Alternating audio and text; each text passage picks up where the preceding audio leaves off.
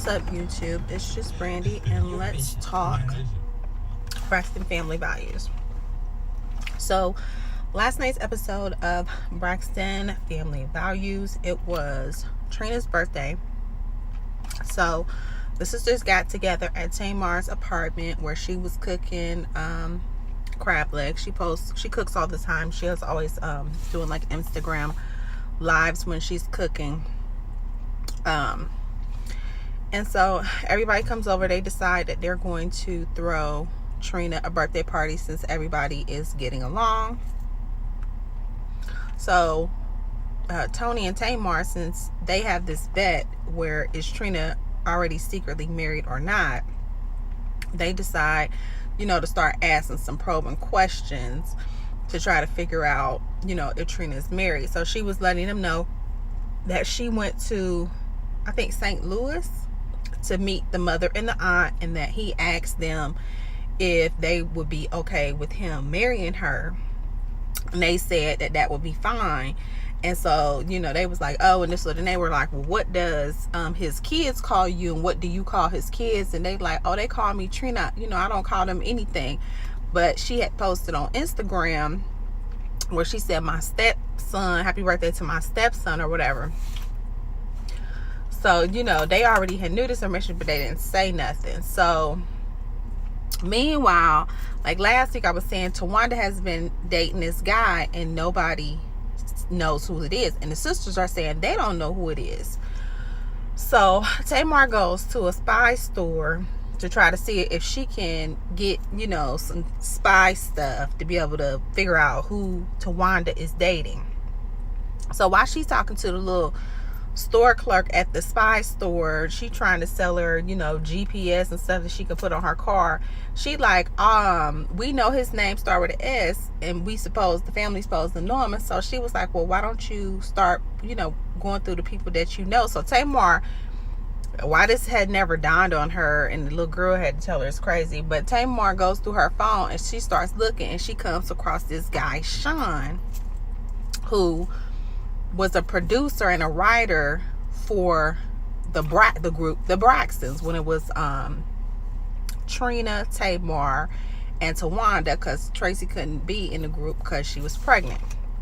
So she calls the guy on the phone, and she like, oh, so when she calls and it comes up Braxton, I guess, on his phone, he said, and he like, hey baby, and she like, baby, what you talking about, baby? And he like, oh, she like, this Tamar. He said, oh, I just seen Braxton. And she said, oh, so Braxton calling you say baby. And so she like, oh, okay, let's meet for lunch or whatever.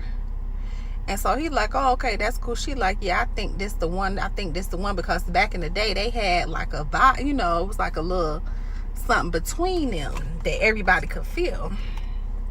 So she goes to Tuscanova, I think is the name of the restaurant, with him, and they're eating, and the people come, and she's like, do you want a drink? And he's like, only drink I know from here is this drink with the sherbet. And she like, oh, Tawanda's drink? And he like, no, I seen you drink that before, Tony. She like, ain't nobody drinks that drink but Tawanda.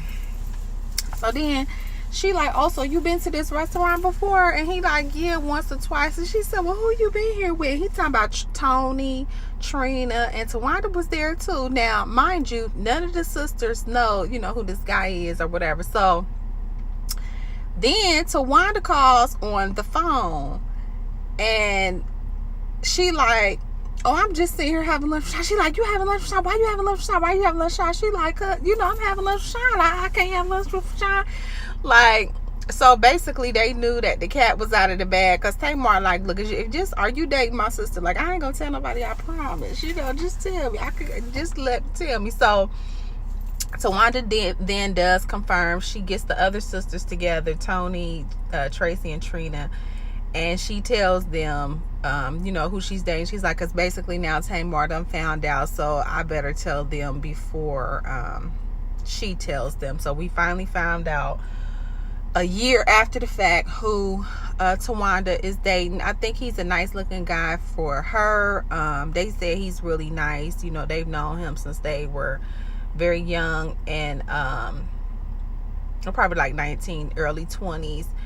And completely different from the kind of guy that she was married to, that seemed like he was kind of you know, uptight, and you know, just different, just completely different. But he, you know, it was, all we got was, you know, 5-10 minutes. So from that, you can't really make a good assessment of who a person is. But the family seems to be happy, you know, that that's who it is, or whatever. So cut to the birthday party. They had split up the duties. Tawanda and Tony was responsible for going to get the cake, so they went to Hanson's Bakery. And of course, because they're around all these wedding cake models, they like, oh, you Tawanda said, you can get your wedding cake here. She like, no, she like, it's not even my day anyway. Like, the wedding is all about the bride. So for her to say it's not her day, like, so they keep on asking her when's the date, because Birdman said they got to get married before the end of the year or whatever, which they never did. They still didn't get married, but whatever. So they ordered a cake, and Tamar and Tracy are responsible for the liquor and the decoration. So they go to the balloon store and get all these crazy balloons, a ketchup bottle, a taco, a hot dog, a unicorns, like just crazy stuff. And they had a heart-to-heart conversation, you know, just doing regular, just banter. But I guess that they've not had, their relationship had been so bad in the past, where they were holding on to things that they just weren't even able to let their guard down and just be able to have a conversation. And so they both were saying, you know, that it was good to spend that time together one-on-one, to be able to just talk. But I also think, since Tamar is not around Vince, like, she doesn't have to be as guarded. She doesn't have those secrets. When you are in a relationship, you're being abused, you're being controlled. You have an image that you are one type of person, but your home life is something different.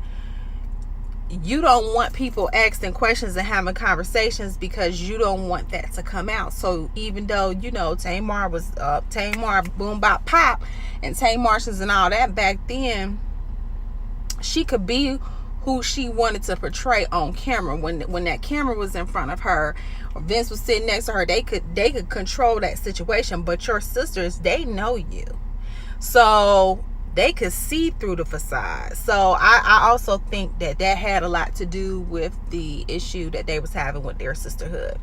So anyway, cut to where they all get together with Trina. They go to a hotel, and right before everybody arrives, we see Trina having a conversation with the producer.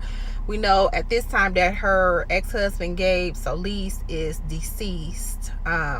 But she is like, you know, she just found out, I guess, that Gabe had cancer, but she was like, I don't want to ruin, you know, I don't want to ruin the moment, because they're supposed to be having this party for me. So sisters show up, and she's trying to just go with it. So they decide to do like a little pajama thing. Tamar had got everybody matching pajamas, so they put on their little pajamas, and Trina kind of has a breakdown. They like, what's wrong? Guess because they asked her, what do your ex-husband think about you remarrying? And she was like, he just wants me to be happy. And they said, oh, do you think, I don't know if they said, do you think he would come or something? And she said, I just hope he would be there to see it. And see, that time they didn't know what she was talking about. And then she started crying. They like, what's wrong? And so she's like, I don't want it to be on camera. So they went off, but then she came back. She did put on camera, and she said, because I think she probably didn't know if he wanted that. So she revealed that he had been diagnosed with stage 4 kidney cancer, and that he just had found out in the past 3 weeks. He went to the bathroom, I guess, and peed blood. He went to the doctor, and the doctor sent him to a urologist, and they sent him to an oncologist. So it was, you know, usually stage 4, I think if a cancer either have 4 or 5 stages, usually those are the last stages, and what it means is that it has spread and metastasized to other organs. So stage 1, if you can find something in stage 1, it means that it's usually contained to a small area and it's a small amount. As you progress through the stages, the amount of cancer is larger, and the chance of it metastasizing and spreading is greater the farther along that the stages progress. So for it to be stage 4 and you just find out, which a lot of times you don't start having symptoms until it spreads to somewhere else, and then there's a symptom. So you don't know until it gets so severe, unfortunately, because there's no test. Now, if he would have had probably some sort of blood work or anything like that, his white count would have probably been high because his immune system probably has been attacking this. But you don't just randomly have blood work. They don't do screenings and stuff, and if you don't have histories for things, they don't do it. The insurance doesn't cover. So anyway, we find out that he has stage 4, and she's like, even though he's my ex-husband, he's still my friend, and I just want him to be okay. He helped raise her kids when her first husband was not there, and so she's like, I want them to be able to be there for him during this time and everything. And so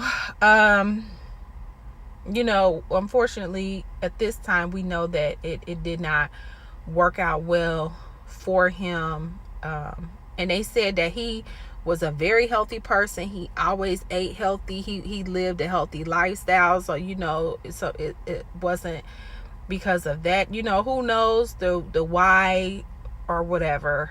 But it's just very sad when you are going through your life and you're living your life, and then you find out something, and then within a month, that's it. I mean, you don't even really get a chance to prepare. So it's kind of like you just almost can't take things for granted, and it's just such a sad situation.